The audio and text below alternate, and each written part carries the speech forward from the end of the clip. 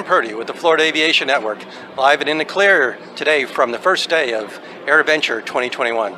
Today we're at the booth for the Volocopter, and we've got their chief head of Public Relations, Helena Treeck. And so we're going to discuss a couple of issues about the Volocopter, its use, what is and why we need it, why we can use it.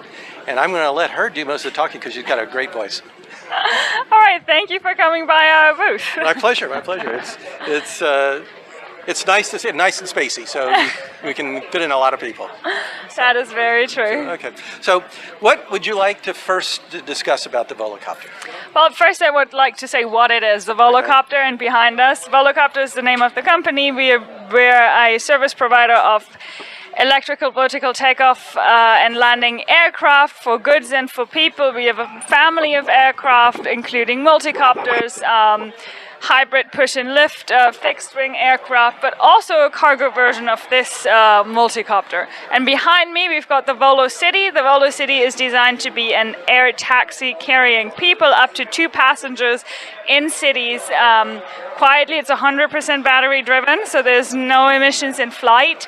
And with 18 rotors and 9 batteries in the back, the safety concept of the Volocopter is redundancy. Since we want to be offering commercial flights, the safety levels that we are certifying against are really high. Okay. At the EASA, we are a German company, so we are certifying against EASA standards.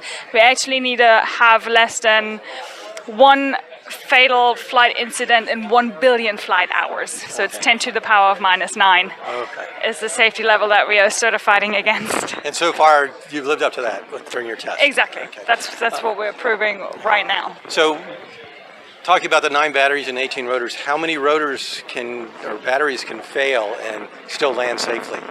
We're aiming at multiple redundancy, so at least 2 can fail.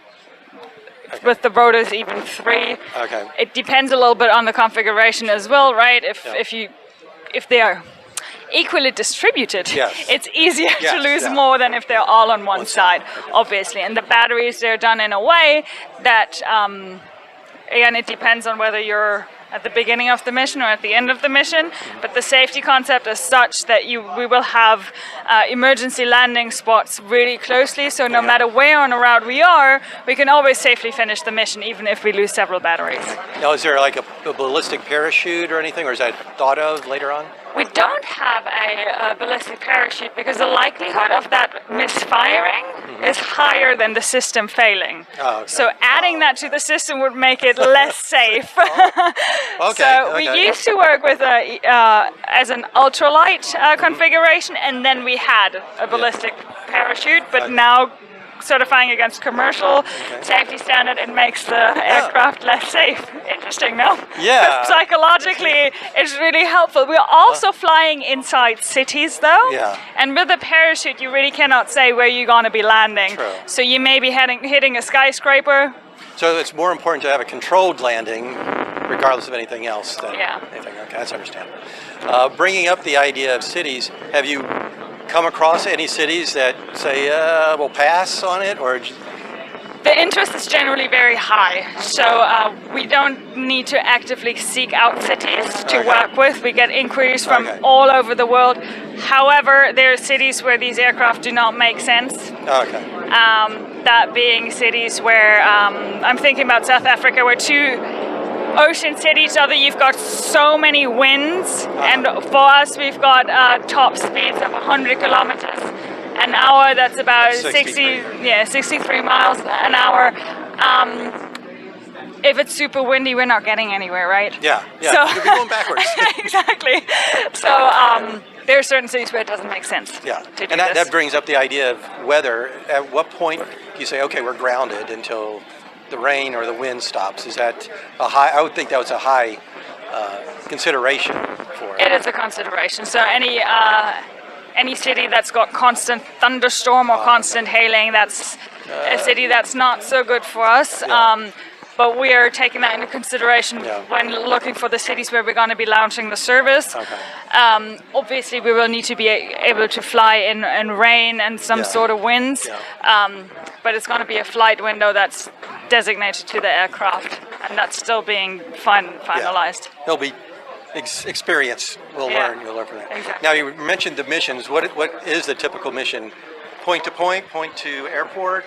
At the beginning, it's going to be point to point. Certainly, the airport to city center connection makes a lot of sense because you've got business travelers. Most business travelers travel alone. Yeah. The Volo City's got space for 2 people. At the beginning, we'll have a pilot. Yes.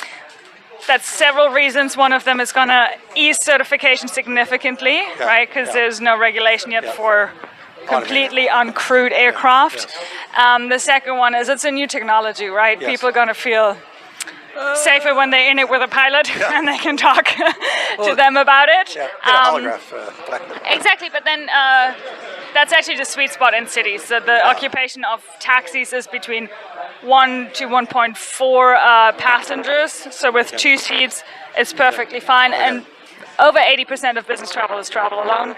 So that connection and they're willing to pay for, saving time to get from the airport into the city. So the standard route in the US,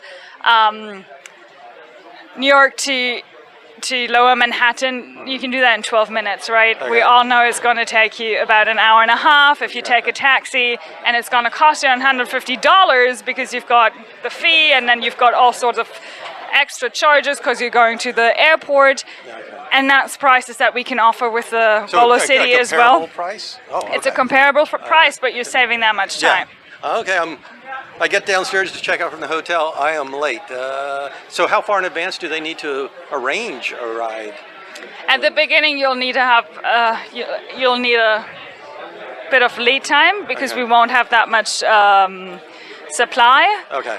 But as the service is growing, as we're turning into a real network, it'll be like you're getting an Uber. Okay. Probably. That brings up, we've discussed before that this is strictly an air taxi, not a personal vehicle.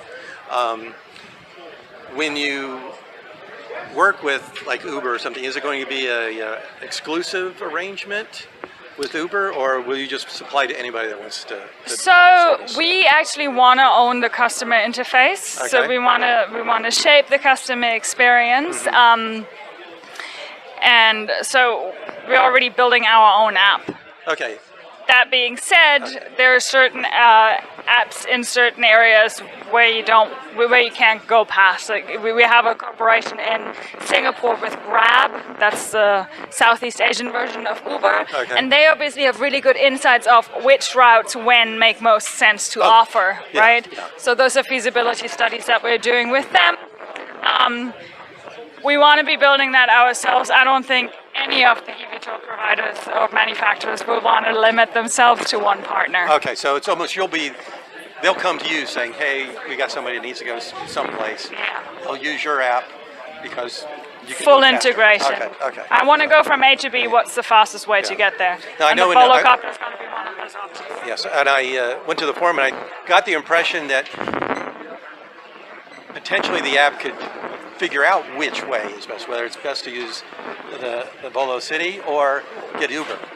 Or just walk. Yeah, it's a beautiful day, and you got the time. And I mean, that holds true, right? We're not going to offer a Volo City ride next to an empty highway. Oh, okay. Because it'll be more efficient and more energy efficient to be on the ground rather than flying. Yeah. But in cities, because they've historically grown a certain way, I mean, think of LA, you're always going to be in traffic. Yeah.